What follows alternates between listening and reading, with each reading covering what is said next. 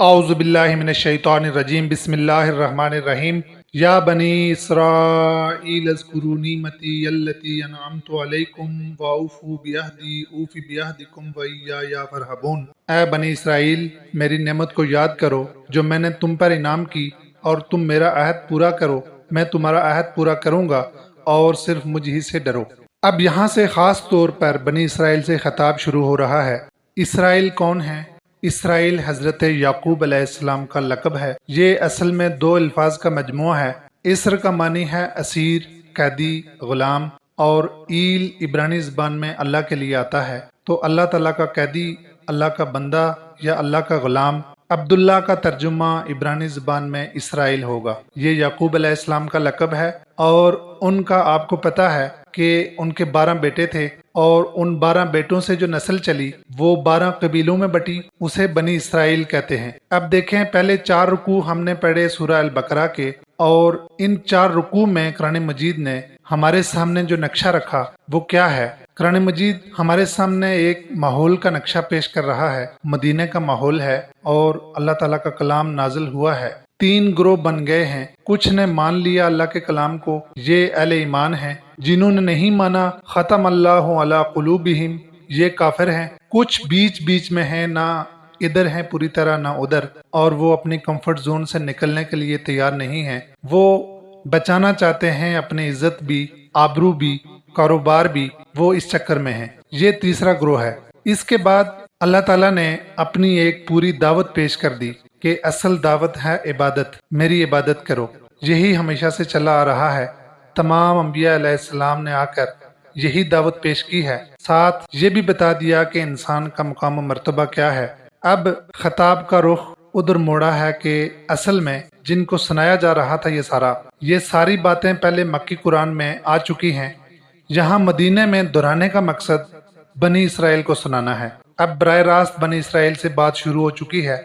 یا بنی اسرائیل، اے اسرائیل کے بیٹو، اے یعقوب کے بیٹو، اذکروا نعمتی، میری نعمت یاد کرو، التی انعمت علیکم، جو کہ میں نے تمہارے اوپر کی۔ یہ کون سی نعمت ہے؟ ہدایت کی نعمت، جس میں اللہ تعالیٰ نے تمام نبی بھیجے، رسول بھیجے، کتابیں بھیجیں، کیونکہ باقی ساری نعمتیں اس نعمت سے ضرب کھا کر نعمت بنتی ہیں، ورنہ وہ نعمت نہیں بنتی۔ انسان کو جو بھی نعمت دی جاتی ہے، اگر اس کے ساتھ ہدایت نہیں ہے تو وہی نعمت وبال ثابت ہوگی اور دوزخ میں لے جانے کا سبب بنے گی۔ اللہ تعالیٰ نے انسان کو آنکھیں دی ہیں، اگر ہدایت نہیں ہے تو آنکھوں کا غلط استعمال ہوگا، دوزخ کا ایندھن بنے گی۔ اللہ تعالیٰ نے زبان دی ہے، اگر ہدایت کا طالب نہیں ہے تو زبان بھی دوزخ میں لے جانے کا موجب بنے گی۔ اللہ تعالیٰ نے دولت دی ہے، اگر ہدایت نہیں ہے تو ان المبذرین کانوا اخوان الشیاطین والا معاملہ ہو جائے گا۔ گویا ہر وہ نعمت جسے ہم نعمت کہتے ہیں، ہدایت کے بغیر نعمت نہیں بنتی، بلکہ وہ زحمت ہی رہتی ہے۔ تو سب سے بڑی نعمت ہدایت ہے۔ اس ہدایت کا منبع اور سرچشمہ میں نے تمہیں بنایا ہے بنی اسرائیل۔ 14 صدیاں یہ ہدایت تمہارے اندر رہی، تمہارے درمیان موجود رہی، اور ایک نبی وفات پاتا تھا تو اس کی جگہ لینے دوسرا نبی ہی آتا تھا۔ ایک حدیث ہے، نبی کریم صلی اللہ علیہ وآلہ وسلم کے فرمان کا مفہوم ہے، کانت بنو اسرائیل تسوسہم الانبیاء، کہ بنی اسرائیل کی تربیت اور سیاست ان کے انبیاء کرتے تھے۔ کلما حلق نبی، جب بھی کوئی ایک نبی وفات پا جاتا، خلفہ النبی، تو اس کی جان نشینے کے لیے نبی ہی آتا تھا۔ وہاں نبوت کا تار کبھی ٹوٹا ہی نہیں تھا۔ اس سے بڑی نعمت اور کیا ہوگی؟ تو اذکروا نعمتی، میری نعمت کو یاد کرو۔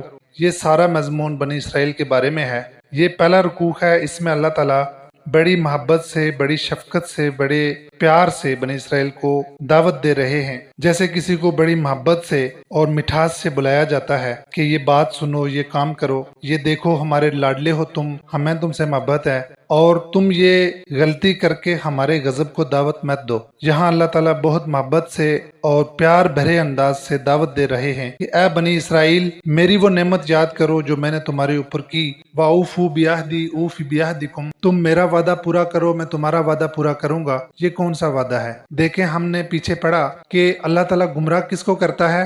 الذین ینقضون عہد اللہ من بعد میثاقہ، وہ لوگ جو اللہ تعالیٰ سے وعدہ توڑ دیتے ہیں اس کو پکا کر لینے کے بعد۔ تو عہد کون سا ہے؟ عہد وہی ہے، عبادت کرو میری۔ اب اصل میں بنی اسرائیل کے ساتھ مسئلہ کیا تھا، پرابلم کیا تھی؟ 1400 سالوں کے اس عمل کے نتیجے میں انہوں نے اپنے آپ کو کوئی شے سمجھ لیا تھا، وہ جیسے شیطان نے اپنے آپ کو کوئی شے سمجھ لیا تھا اور آدم علیہ السلام کو سجدہ نہیں کیا تھا، جس کا ہم نے پیچھے ذکر پڑھا پچھلی آیتوں میں۔ اب وہی خناس ان کے اندر آ گیا کہ ہم بھی کوئی شے ہیں، ہماری اپنی ایک جماعت ہے، ایک پگ ہے، ایک جتھا ہے اور ہمارا ایک گروہ ہے۔